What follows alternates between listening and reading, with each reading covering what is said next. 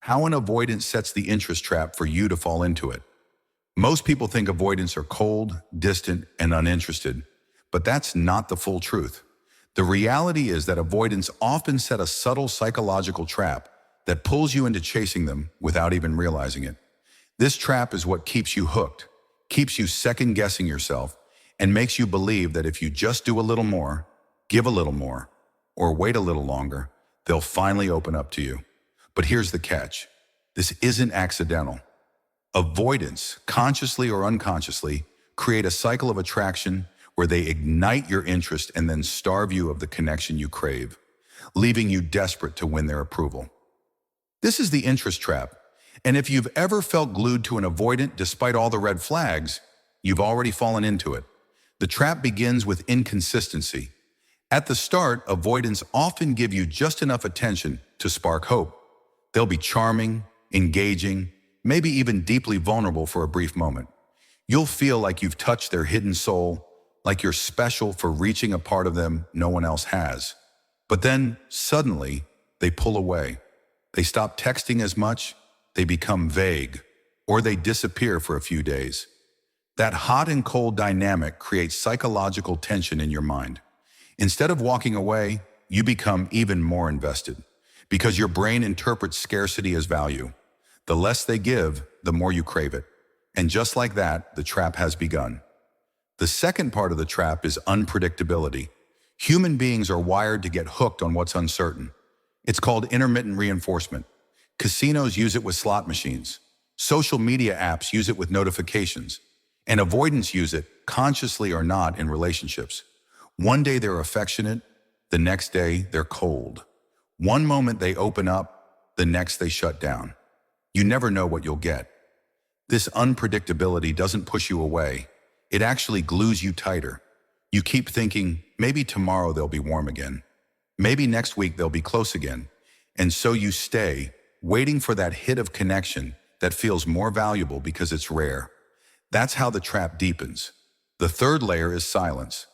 Avoidants know that withholding words, attention, or affection makes you chase harder. They don't have to criticize you outright. They just go quiet. You start to fill in the gaps, wondering what you did wrong, replaying conversations in your head, and trying to figure out how to fix it.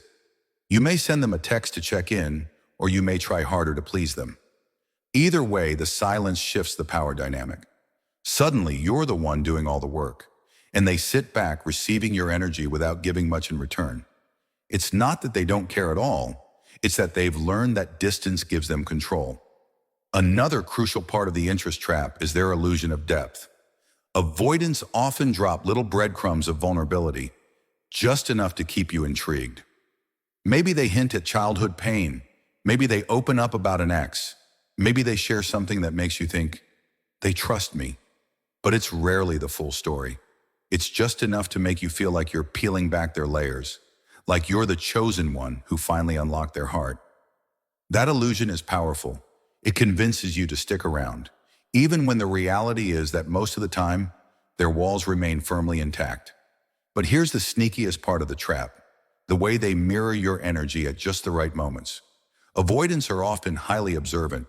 They can sense when you're pulling away, when you're tired of chasing, and right at that moment, they throw you a crumb. Maybe they say something sweet, maybe they initiate affection, maybe they finally text after days of silence. That little moment of attention feels like a reward, and it resets the cycle. You think, finally, they care. I knew it. And because of that, you re-enter the trap, pouring more effort into keeping them close, even though deep down you know the cycle will repeat. The truth is, avoidants don't set this trap because they're evil masterminds. It's usually a defense mechanism. They're terrified of closeness, so they dangle intimacy in a way that keeps them safe while keeping you hooked. But for you, the trap feels like a never-ending game of emotional roulette.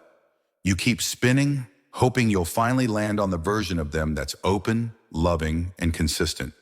Yet every time you win a small piece of their affection, they take it away again, making the win feel more addictive.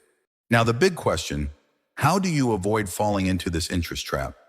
The answer is by flipping the script. Instead of chasing their inconsistency, you need to create consistency in yourself. You need to stop reacting to their hot and cold behavior with anxiety or overgiving. The more you stabilize your emotions, the less their unpredictability has power over you. When they go silent, you don't chase. When they withdraw, you don't panic. Instead, you hold your ground. That stability is the one thing avoidants secretly crave but rarely experience. And ironically, it's also what makes them lean in over time. The other key to breaking free from the trap is boundaries. Without boundaries, you'll always be pulled into their cycle of distance and reward. You have to ask yourself, what kind of love do I actually want? Do I want a relationship built on scarcity, where I survive off crumbs of affection? Or do I want one built on safety, where love flows naturally and abundantly? The moment you decide that your needs matter, that you deserve a love that's consistent, you change the game. And here's the beautiful part. You don't even need to demand it from them. Just by standing firm in your self-respect, you collapse the entire trap. Avoidants only maintain power over people who play by their rules. Once you stop playing, the cycle falls apart. And when that happens, one of two things becomes crystal clear. Either they rise to meet you at your level, or they fade away because they're not ready. Either way, you win, because you've freed yourself from the exhausting tug-of-war and reclaimed your power. At the end of the day, the interest trap is powerful because it feeds on your hope. Hope that one day they'll finally let you in. Hope that if you just love them enough, they'll heal. Hope that if you endure the silence, the withdrawal, and the inconsistency, you'll eventually be rewarded with the closeness you crave. But here's the hard truth. No one deserves to live trapped in a cycle of crumbs and confusion. Real love doesn't keep you guessing. Real love doesn't punish you with silence. Real love doesn't demand you prove your worth over and over again. Real love is consistent. Real love is safe. And real love doesn't lure you into a trap. It invites you in freely, without fear and without games. And when you finally understand that, something shifts inside of you. You don't just avoid the trap, you outgrow it. You stop waiting for someone to choose you, and you start choosing yourself. You stop pouring your energy into decoding mixed signals, and you start demanding clarity, peace, and respect. And here's the irony. That's the exact moment when an avoidant realizes you're different from the rest. Because while most people bend themselves into knots trying to win their affection, you're the one who stood tall, grounded, and unwilling to play. That strength is magnetic, and it's the one thing no avoidant can truly resist. So remember this.